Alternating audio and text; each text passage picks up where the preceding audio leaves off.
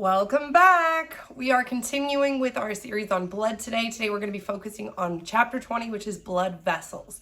So without further ado, let's get to it. So just so you guys know, when we talk about blood vessels, what we're talking about is vessels that contain some kind of circulating fluid.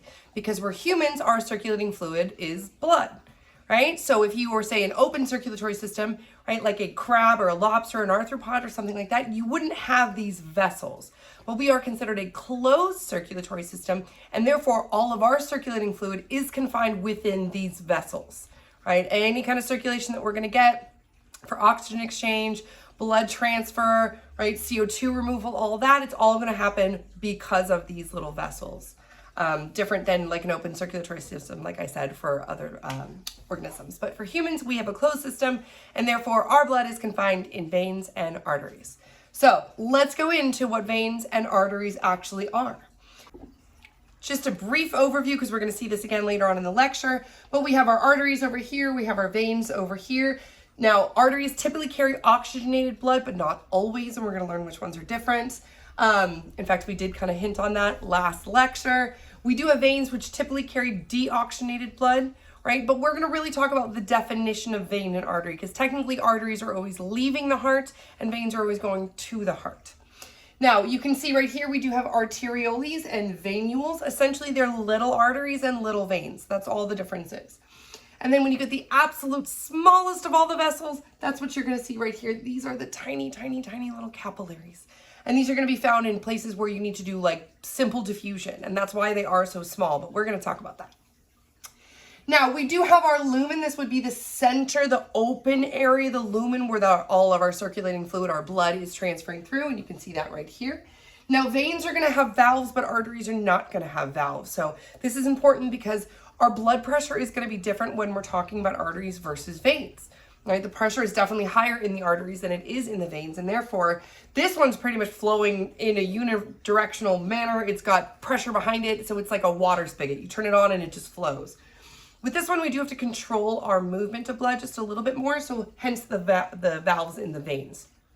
Basically keeps it going that one singular direction because we don't want any backflow of our blood. Now, we do have our smooth muscle on the inside here. We have what's known as internal elastic lamina. The elastic lamina is only really going to be found in the arteries. We have a little bit here in the veins, but really it's the arteries, and that's because the blood pressure is so much higher. So again, you need a little bit of elasticity to be able to get through without popping, say, an artery. Let's see, we've got our basement membrane, which you can see right here and right here. This is our smooth muscle. We've got our internal elastic lamina versus our external elastic lamina, and you can see no elastic lamina here. You do have that adventitia right here and right here. We also have our endothelium. This is a type of epithelial, but it's internal. But technically, that is still an opening to the outside environment because of how it releases out, and we're going to talk about why that is in just a second. This is our little erythrocyte. This is our red blood cell traveling through our lumen, right, surrounded by that endothelium. What else? I think that's pretty much it. We're going to see this diagram a couple more times in greater detail. So now arteries again are going from the heart, veins are going to the heart. Typically these are oxygenated, typically these are deoxygenated, but not always, not always. All right, so we already talked about arteries, right, traveling from the heart. Arterioles are just, oles means small, right? So this is going to be our smallest of the arteries. We've got our capillaries, which I already mentioned are the smallest of all the vessels. These guys are absolutely tiny. In fact, they're so tiny, the red blood cells move through them one by one in a single file line, in a single tube. That's how small they really are. Now, it's really important that they're small because, again, this is what's going to be doing simple diffusion. And as long as they're small, you're basically increasing that surface area. If you're just traveling right on either side and you're basically traveling right there, you're increasing that surface area. And therefore, you're increasing the availability for diffusion to happen. Let's see. Veins are going to be returning to the heart, typically deoxygenated, but not always. Right? And venules are going to be the smallest of the veins. So right here, we've got our artery, gets smaller, turns into an arteriole, gets even smaller, turns into a capillary, right? Same thing right here. We've got our capillaries, which are going to get slightly larger. They're going to turn into the venules. they're finally going to turn and get larger and larger and turn into the veins. All right, so let's talk about these blood vessels structurally. Essentially what we are is we have 3 different layers. These 3 different layers are going to be known as tunics, right? So they all have 3 different layers except capillaries, because capillaries are so very small. We actually don't need any of those extra layers because a lot of those layers are for protection, right? Not only protection so you don't have any kind of rupturing, but we don't want anything leaking in or out if it's got to go somewhere, right? It's like getting off the freeway just mid-freeway, right? You got to wait for an exit. Now, the capillaries do not have these because they're meant for diffusion. We want things to get out of them. So if you had 3 layers, nothing would be able to simply diffuse through all of those layers. And therefore, you only want the 2 smaller layers so that you can basically just have simple diffusion and you don't have to worry about anything being too confined. Now, the tunic intima, this is going to be the innermost layer. Intima, innermost. This is also going to contain the endothelium, right? Internal, different types of epithelium. So you can see right here, this is going to be our tunica intima right here, right adjacent to the lumen. So remember, the lumen is that big hole, that center opening, right? So this would be that innermost layer if we were looking directly in it right here. And that's what you can see, that tunica intima right here. Now, these are made of, again, simple squamous epithelial cells. Epithelials are always going to be exposed to the outside environment. So it's not a shock that we have epithelial cells here. But this is the internal external environment, so hence endothelium, right? Let's see, we do have, if you are a slightly larger, I just noticed a spider. If you actually have a slightly larger vessel, you are going to have also a subendothelial level. Basically, it's just kind of like another level of protection. If you're going to be one of those really big ones, say your pressure is really high, say you really got to keep everything in there, right? Mass highway, right? You're going to want that extra layer, and that would be known as the subendothelial level. Your tunica media, right? This is going to be your medium level, your middle level, right? Hence media. This is going to be consisting of sheets of smooth muscles, which you can see right here. These smooth muscles do help with both vasoconstriction and vasodilation. Vasoconstriction is the constricting of the vessels, right? Whereas vasodilation would be relaxing of the vessels to increase the diameter. So you're either contracting the diameter of the vessels, right? Making it smaller and smaller and smaller. This would be if you need to increase, say, blood pressure, right? If you need to fight or flight, if you need to get moving, you need to increase that blood pressure because we need to get going. We need to send oxygen and blood to whatever muscles we need to go. However, if we are relaxing, right, then we want them to contract. We want our blood pressure to drop, right? Hence the expansion of the diameter that would release the pressure in there, causing our blood pressure to drop a little bit. The tunica externa, that's going to be this last layer right here, the very, very outermost layer. This is going to be just connective tissue, again, holding everything in, keeping everything nice and strong and supported, that tunica externa. We already talked about the lumen, that inside area right here. Essentially, this is where all the blood goes, right? That center area where all that blood's flowing through. This is a diagram that you will absolutely need to know. This is a great one. So we have our arteries over here. We have our veins over here. You can see that nice big open lumen. Typically here, you can see the valves on the inside of the veins, not in the arteries, right? You do have your endothelium right here and right here, right? This guy is supported by a subendothelial level, which in this case is going to be this brown level right here and right here, because these are going to be the larger of the arteries, not the arterioles or the venules. Right? And then we do have the internal elastic membrane and the external elastic membrane, right? This kind of like Swiss cheese looking stuff right here. And that elastic is for, again, that contraction or expansion, whatever we need to do. That elastic is going to give us a great flexibility, because when our blood pressure goes up and we really spurt it in there, right, we want those vessels to be able to increase in size. Now, really, this is only for the arteries because they're going to have the ones with the highest blood pressure. Whereas the veins typically are going to be much more relaxed and kind of like weaker, but the arteries, they got to be big, they got to be open, they got to stay flowing, right? And sometimes they need to expand a little bit. So hence that internal and external elastic membrane. Now the tunica media right here, you can see made of that smooth muscle going right along here and here. And then that tunica externa, which is going to be in this external layer here. Also made of these collagen fibers as well, because it does help with It helps with movement, it helps with elasticity, it helps with flexibility, it helps with support, all sorts of really important things. Let's see right here. In our capillary network right here, remember we do not have all the 3 layers. In fact, all we have is our endothelial cells right here and our basement membrane. Right? Basement, basal, same thing. It basically just means your bottom level, your base level right here. And then you've got those very thin endothelial cells right there. And that's because we need to do simple diffusion, right? We're not trying to keep everything confined, right? We're trying to let everything out. Hence, very, very thin, simple 2 little layers, the basement membrane and the endothelial cells. That's it. Now, for those of you who might have a really good eye, you can notice that the arteries are slightly thicker than the veins. In fact, if we look at this in actual slide, you can see that the arteries are way thicker. Look at that tunica media. Look how thick that extra layer is. Where the vein over here is kind of sad and collapsed and kind of, right? That's because, again, the blood pressure coming through here, the flow coming through here is intense, right? It's coming from our heart. It's getting that big contraction. It's going all everywhere it needs to go. Where the blood coming back here is really, it's not so much in a rush. We don't have those contractions. In fact, it's actually muscle contractions that are actually helping this one flow back through. So the blood pressure way lower here. So you're not going to have that thick supported external membrane right here, right? You're basically just going to be kind of sad and collapsed. But that's okay because you don't need to be, right? You're still going to get the blood flow that you need to. But another important reason that we have valves to keep these things moving in the right direction. Now, let's talk about the types of arteries. Okay, the first one is known as the elastic arteries. These are the ones that are going to be really, really flexible, right? With those internal and external elastics. Basically, these are going to always be your largest of the arteries. And most of the time, they're going to be coming straight out of your heart. And that's because we have just oxygenated all this blood and now we need to send it where it needs to go. So these guys are really going to have to deal with increases in...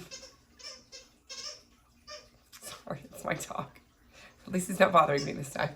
Sorry about the squeaks.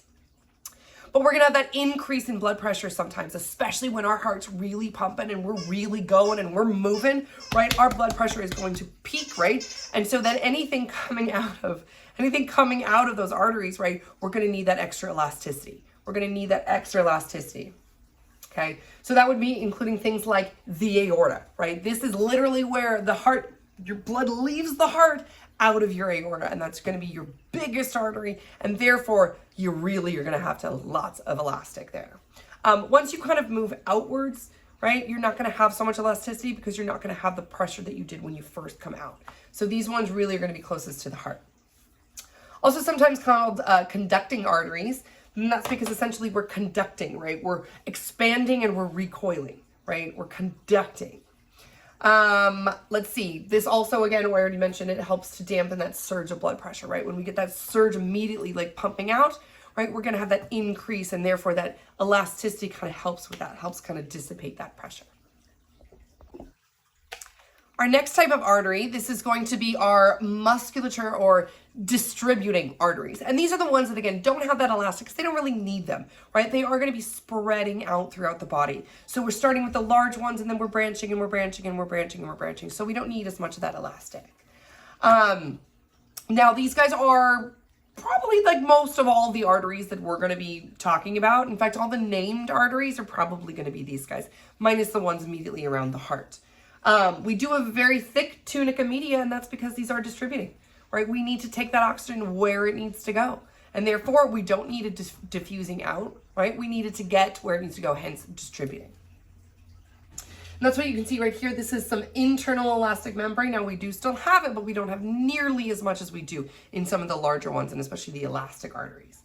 You've got that nice thick tunica media right here. Right? And again, another little thin layer of that internal elastic. Not nearly as much as the elastic ones. Now, like all of our arteries, any of that elastic is used to, again, help with the expansion and the contraction. Essentially, and not really, it's not contracting, I should say relaxing, right? It is the expansion when the blood pressure is high to release that pressure so that we don't have anything pop, because we definitely don't want anything popping, right? But it really does to help that pulsating pressure, right? As it increases, we do need to help relax that. Hence, we do still need some of that elastic, but not nearly as much. All right, moving to the arterioles, right? The oles, because they're little. So we're getting from the big arteries to the smaller. So these guys are going to be, right, not possessing all three of those tunic layers. We just have the endothelial cells and we have that basement membrane. That's pretty much it. Now, the diameter is controlled by a couple of things because we can get slightly larger and slightly smaller depending.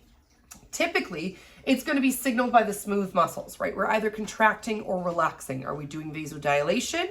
Are we doing vasoconstriction, right? And this is all controlled by that sympathetic nervous system, which I already talked about in the last lecture. It helps to control the diameter. Are we speeding it up? Are we slowing it down, right? All controlled by the brain. So that widespread sympathetic vasoconstriction is going to raise the blood pressure because we're constricting, right? We're making the diameter smaller, which is then going to increase the pressure inside. Great when, again, we need that fight or flight response. We need to haul butt. We need to get going. Great. We do a little vasoconstriction and our blood pressure increases. And now we're getting that proper flow to everywhere it needs to go instead of that slower, leaky, dribbly. No, we need to get going. So. All right, this is exactly what a small arteriole kind of looks like right here. We have that inner lumen, we have that endothelium here, we've got that tunica media right here, but much smaller, because we're not an artery anymore, we're an arteriole. Moving on to the very smallest, the little babies, the tiny, tiny capillaries. Right, and that's exactly what you can see right here. You can see these red blood cells in a single file line. That's how small these capillaries can get. Right, they are the smallest of absolutely all the vessels in our body, but small does not mean useless. Small, in fact, is the most useful. Because guess what? I would not be able to give this lecture right now or breathe or anything if we didn't have capillaries. We would not be able to diffuse that oxygen into our bloodstream and then send it everywhere it needs to go. Not to mention, I keep talking about diffusing oxygen because to me that's the most important one. Guess what? When we're doing cellular respiration, I'm creating CO2, and therefore we also need to remove that CO2. CO2 is nasty when it starts to build up in our bodies, so we need to make sure that we can get that out of our system as soon as possible. And therefore, not only are we delivering oxygen and nutrients to everything in our body where it needs to go, but we're removing some of this waste, some of this nitrogenous and carbon dioxide waste, right? These are all byproducts that our cells make, and therefore we need to remove. And these capillaries are great for that. We have simple diffusion in, right, and simple diffusion out because it is so ridiculously thin. Now, there are some very site-specific functions of the capillaries, so let's go into those. The first we already talked about is the lungs, right? We are diffusing in oxygen, we are diffusing out CO2. That's kind of an easy one. Now, your small intestines also have capillaries, and that's because we need to receive these nutrients. When we're breaking down these nutrients, guess what? Our whole body needs them, right? Not just our digestive system. So now we need to diffuse them into our bloodstream so that we can send them where they need to go, including my little toe, right? Very, very important for simple diffusion, again, of these little nutrients. Now, endocrine cells are picking up hormones, right? Our endocrine system is going to be producing these hormones. Our hormones essentially are our control center. We're turning things on, we're turning things off, we're triggering certain aspects of our body all of the time. Okay, so what happens is these little hormone signals are going to be sent through our endocrine glands into these capillaries and therefore diffused into the blood system to trigger whatever organ it needs to make whatever. And finally, we do have our kidneys. Our kidneys are flushing out our bodies, right? We're removing this nitrogenous waste from our bloodstream, and therefore we need to get it in and we need to get it out. In this case, we're going to be taking it from the blood and we're going to be taking it to our urine so that we can actually remove it that way. So all very important things. We're doing this simple diffusion to get things either into our body or out of our body, depending on what we need. And it's happening all the time. And specifically how it's happening, simple diffusion. So essentially what we have is we have this extracellular fluid, which is going to be basically right here, this little blue layer. And through that fluid, remember, we really do need that liquid medium to do diffusion properly, right? You need to have some kind of liquid to really, really get it. So what's happening is this is our right? This is our pulmonary artery. It's an artery, I know, because it just came from our heart, so it's leaving. But it's leaving, it's our pulmonary system, so it's going to our lungs, right? It's going to our lungs to get oxygenated. So that's what we just had here. So we have our deoxygenated blood that comes in here. This is our thin capillary. It goes into a single file line based on this extracellular fluid right here. Now when we take a breath, that's going to diffuse into the fluid, which is then going to diffuse into our red blood cells, right? So that's what you can see right here. We have a higher concentration of oxygen here than here, which means that we're going to go from a higher rate to a lower rate, hypertonic, hypotonic, right? We're going to move in here. As we increase, we now have a higher concentration of oxygen here. This is going to, boom, go straight to our body before we can diffuse back out. In here, we have a higher concentration of CO2 in the red blood cells than we do in the actual air. So now the higher concentration is going to go from a high concentration to a low concentration. Again, moving across this extracellular fluid, and therefore we have dual gas exchange. Oxygen is coming in while CO2 is going out. By the time these guys are done, they are oxygenated. They've gotten rid of all their CO2. Boom, we're going to go back through the pulmonary vein to the heart so that we can go through 2 more chambers before going up and out to our body. Woo, right? And again, this is the reason why, because we're very simple layers, right? These simple endothelial cells right here, right? This is the reason that we can have diffusion. We have a basement membrane, thin little membrane, we have our endothelial cells, and that's it. So we can diffuse directly across that. Whereas the other ones, the veins and the arteries, have all of those different tunicas, all of those different layers, and therefore you can't have diffusion out of there, which is exactly what we want. We don't want that, but we do want it here in our capillaries, which is why they're so tiny. Now, there are 3 types of capillaries that we're going to be talking about. The first is known as a continuous capillary, and you can think of that as like a continuous tube. Right? That is a continuous tube. We don't need to get a lot of things out of there. This is, again, simple diffusion, but we don't really need everything getting out. So this does limit kind of what can come in and out. Now, fenestrated, essentially, is just got little tiny holes in it. And that's great because sometimes we do want things to come in and out, right? And that would be fenestrated. So this is going to be always where high rates of exchanges occurred. The more holes, the more things you're going to have coming in or going out. Going out or coming in, right? And then you have your sinusoid, which essentially is your sinusoid, right? This one is chock full of holes, chock full of holes, chock full of pores, chock full of everything. So this is going to be where larger materials need to come in or out, right? Not just small little things, but we could literally, you're just going to have big old holes so that your larger materials can come in and out. So let's look at the continuous ones first. This is the most common one. Essentially what we have right here is we have our basement membrane, right? This is your endothelial cells right here. Now, in between that, we do have these tight junctions right here, but also along them, we have these guys right here. These are known as intercellular clefts. And these clefts are going to basically kind of break up a little bit to allow diffusion, right? This is what's going to help get things in or out of our lumen right here, which you can see our little red blood cell right in our lumen. Now, this is going to be obviously the least permeable, continuous. It's a continuous tube. We do allow things in and out, but it's the smallest permeability. So meaning what can pass through, right? The least amount. This would be found in things like your skin and your muscles. Yes, we need to get oxygen in there. Yes, we need to get CO2 out of there, but we don't need to really get anything else in and out of there, right? This is just simple functions to keep our cells alive. I'm sorry, those intercellular clefts again, are these going to be gaps right here? That's just unjoined membranes, just little areas not connected with membranes so that we can let things in and out.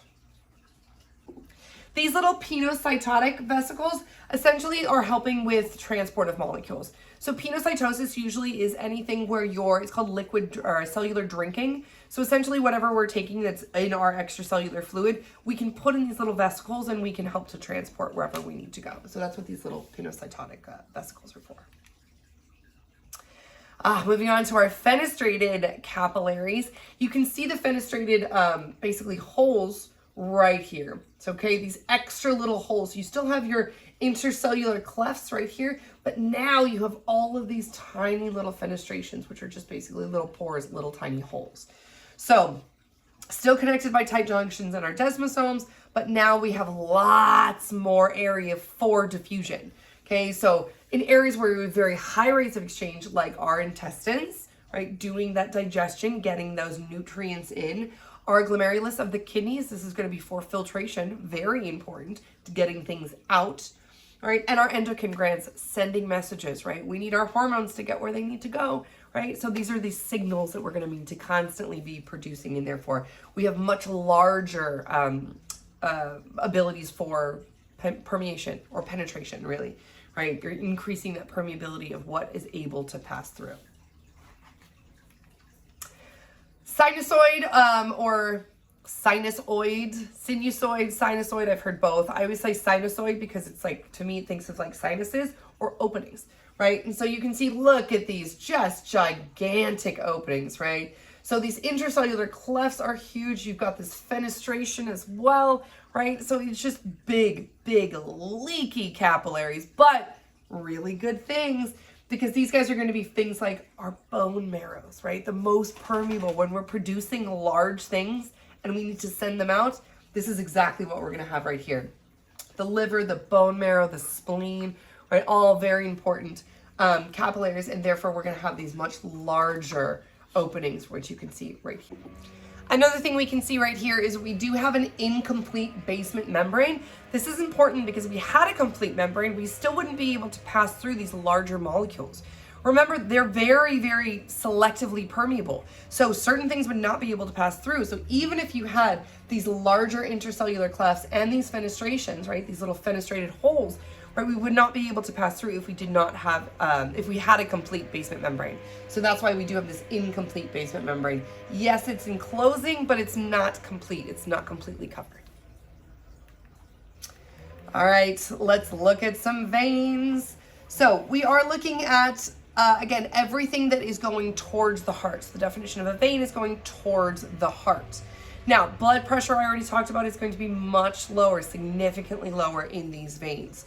And they are going to have, they're pretty small, well, at least in comparison to the arteries. Now, the smallest of all of them, of course, are going to be the venules. And that's what you can see right here, right? The capillaries, say we just did diffusion in our muscles or anywhere, right? We've released all of that oxygen, we've gained all that CO2, and now we're working our way back to our heart so we can get reoxygenated in the lungs. So we're moving from these tiny little capillaries, we're moving into the larger venules right here. Those venules are going to group together, and then they're going to become the veins themselves right here. So looking at some of the structural differences between the veins and arteries, I already pointed out a couple of them. But again, we have these valves here in the veins that we do not have here in the arteries. We have a lot more of this external and internal elastic lamina still here, but just, guys, really way smaller, right? You don't need it, because really this is the two that are going to need it. We've got the tunica externa, which is going to be this outer part here. In veins specifically, the lumens, right, the internal area, are always going to be bigger, right? They're always going to be bigger, and that's because really 65% of our blood is always going to be in our veins, right? This is why people, well, one of the reasons you draw blood from the veins. Another reason is because you don't want to draw it from the arteries where it's, right, it's just squirting out. We want to draw it from these veins. So the lumen in these veins are always going to be a little bit larger. Another key, couple key differences between the two is we do have a thicker tunica externa than we do have a thicker tunica media. And that's what you can see right here. So in here, in the veins, we have a smaller tunica media and a thicker tunica externa, whereas in the arteries, we have a thicker tunica media right here and a slightly smaller tunica externa, which you can see right here. Now, we already talked about how the elastic in the walls are way less in the veins than in the arteries, right? Because we don't really need it. Hence also the collapsing, right? The elastic would also help to kind of keep that structure and to keep it nice and open, which is really important here, but not so much important here. And again, we do have much thinner walls, as you can see, just in general. All layers right here are going to be significantly thinner than the thick walls here of the arteries. Now, let's talk about how, if we don't have all of this high blood pressure pushing our blood forward, how we can actually get movement through our veins. Well, two things. We have these valves, and they're very specifically shaped so that you can only go one way, right? Very important to only go one way, because basically what happens is as the blood flows up through here, it's going to increase the pressure here. That increased pressure here is actually going to sit back down on those little cup-like valves, right? And so instead of them opening, right, they're going to kind of get heavy and pop close, right? This will help prevent any backflow, right, which is definitely not what you want. You want everything to go in the straight single direction to the heart. Now, so the valves are one of them. Now, the skeletal muscle pumps are another one, and that's what you can see basically right here. So these are part of our skeletal muscles that as they contract are going to help squeeze, squeeze, squeeze, squeeze as we go from one section to another section to another section. So between these two, the skeletal muscles and the valves, we're basically allowing it to go only in one single direction. And that's what we can see right here. So as these contracts are going to squeeze them through, that's going to increase, right, the flow through here. Then as these guys contract, they're going to push up this way, but this valve has already been pressed shut because of the pressure coming down here. So the only way it can go with this contraction is up and out, pushing it through the next valve, sitting to the next one, and so forth. So obviously this is going to work most efficiently when you're active, right? If your muscles aren't contracting, if you're just laying there, you're not going to get a lot of blood flow. So the more active you are, right, the more blood flow you're going to get, or the increased blood flow rate, I should say, you're going to get, right? And therefore, the less likely you are to have, say, like blood pooling, right? Now, if you're not very active, you can kind of get some buildup right here, right? And this might actually start to pool in some of your lower extremities. This is how people get like varicose veins, right? That's exactly what they are. Essentially, they're just a pooling, I should say, of these veins, right? So the blood's not able to go through. The veins are either not functional, the valves are either not functional or they're just not very efficient.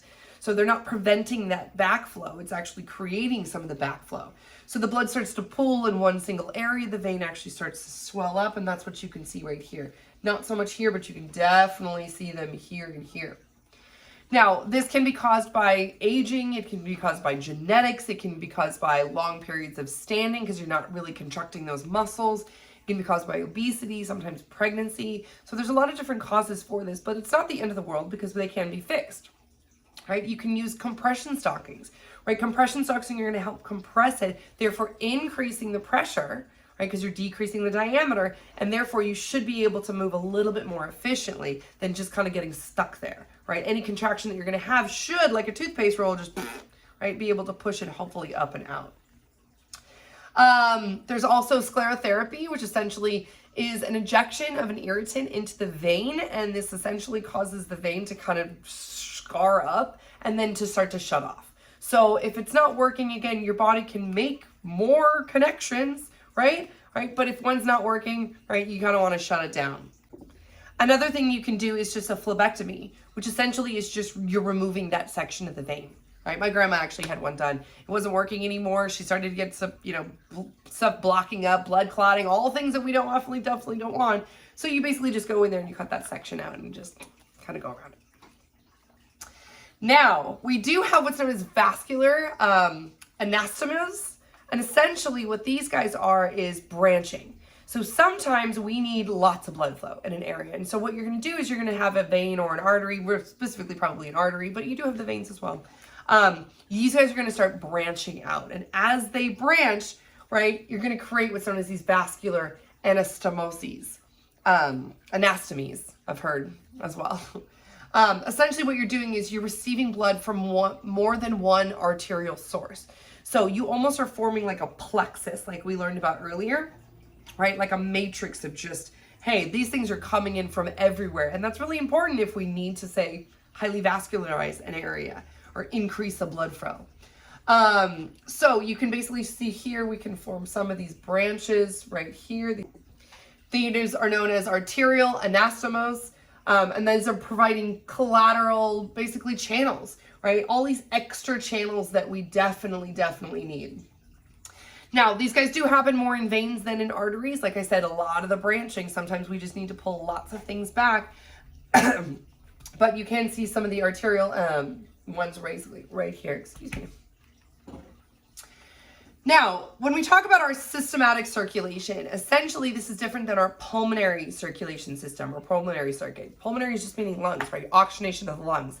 Our systematic circulation essentially is we are taking blood everywhere else, right? We've already oxygenated, great. We need to send it to everywhere in our body, our brains, our little toes, and then back. So that's all going to be your systematic arteries. We're carrying the blood from the heart to the body, to all the organs, and then back. So some of our systematic arteries that we need to know, and yes, you do need to know everything on this chart. Don't worry, we'll also have a list up on the Canvas site for you guys. But these are all very, very important. Now, sometimes what we need to look at is we need to look at the heart rate or blood flow rate. And so what we can do is we can look at some of these, what's known as pulse points. Okay, so if you apply pressure at these pulse points, you can actually limit blood flow to an area. This is important if you're, say, hemorrhaging in an area, right? Or really if you're losing blood in an area as well, right? If you're just, right? Anything you do to stop the bleeding. So we're going to see a couple important ones right here. Now your superficial temporal artery, that's going to be right up here. You've got your facial artery, your carotid arteries, right? You've got your branchial, you've got your radial, you've got your femoral coming down here. That's why sometimes you'll see in like these horror movies where they like cut the carotid or cut the femoral. All you really need to do is like cut one of these and you're just gonna start hemorrhaging, right? This is really bad, right? This is why people want to say, oh, stop the bleeding, especially if you're cutting any one of these very, very severe areas, including the posterior tibial artery, your dorsal pedalis right here, right? Your popliteal right here, like all of these are big important arteries, and therefore you definitely want to put pressure on those guys if you are, say, losing blood. Here's a view of our systematic veins. Now, most of these guys are going to be pretty similar to the arteries, but I can tell you that the left and the right don't always match. So unlike our bones, unlike our muscles, where everything is exactly the same, when it comes to the veins and the arteries, guys, it's not always the same. And you can definitely see that right here. So just make sure when you guys are studying your list that you pay attention to which ones are, you know, basically on the left and the right, and which ones are different that are not completely bilateral. So very, very important. Now, these guys are also usually corresponding with the arteries. It's pretty close. Like you can see some of the subclavians, right? Some of the cephalics, some of the internal iliacs, right? The femorals, those are all going to be pretty much the same, but not all of them are going to be the same. So make sure that you guys look at our study list on Canvas. Now, veins are always going to be great because some of the veins don't correspond with the arteries, and some of the veins go really close to the surface of your body, which is great when you're trying to take blood. So you don't have to really go down deep and stab those arteries. Usually they're going to be pretty superficial, like the ones that you can see right here. Great for drawing blood. And again, because they don't have that super high pressure, you're not going to get that over squirting of blood. What else? We did talk about how some of these were going to form like a venous plexus, or basically just a plexus of the veins. And that's because we're usually draining our body of something. So if we have two parallel veins going in a single direction, it's usually because it's going to be absorbing a bunch of stuff here, right? And sending it back where it needs to go. So that's why you get a lot of plexus sometimes down here at the distal end of the arm. And that's because you're draining things away from, say, the hands, and it's got to go all the way back. All right, so our pulmonary circulation, we kind of already talked about this in the last lecture. This is for, right, oxygenation of our blood, removal of the CO2 from our system, any other toxins and stuff like that that we're carrying in our blood that we can release outwards, like the nitrogen as well, right? So this is the exact opposite of the systematic circulation. We're not going all over to the body. We're coming from the body. Well, we're going from the heart, right? From the body to the heart, from the heart to the lungs, and then back out. So we're returning from the heart, and we're returning from the body to the heart and then going to the lungs, hence pulmonary, because we're basically just getting oxygen and removing any of those other gases that we're trying to get rid of. So our pulmonary arterial system is shown in the blue. We can see this from our last lecture right here, just as a review. We come in the right atrium via the superior inferior vena cava. We go down the tricuspid valve into the right ventricle. We go up this pulmonary artery right here through the pulmonary trunk to the lungs, the capillaries of the lungs. We get exchange right here. These are the little alveolus of the lungs we're going to learn more about when we learn about respiration system, but this is what's doing that simple diffusion into the little pulmonary capillary. We're going to be coming back here through the pulmonary vein into the left atrium, down the bicuspid or mitral valve, into the left ventricle, up through our aortic valve, and then to our aorta and our aortic arch, all over our body. Woo! So blue is going to be oxygen poor, red is going to be oxygen rich. This is the only artery with deoxygenated blood. You've got the only vein with oxygenated blood right there. So keep those in mind for your exam, guys. That's why you don't draw blood from an artery, guys. Thank you so much for joining me. I very much appreciate it. If you guys have any questions, go ahead and email me. Come to my office hours. Write me through Canvas. Whatever you guys need to do. Otherwise, thank you so much. I will see you for our last and final lecture on blood. We're going to be actually talking about blood. All right, guys. I will see you next time. Thank you so much.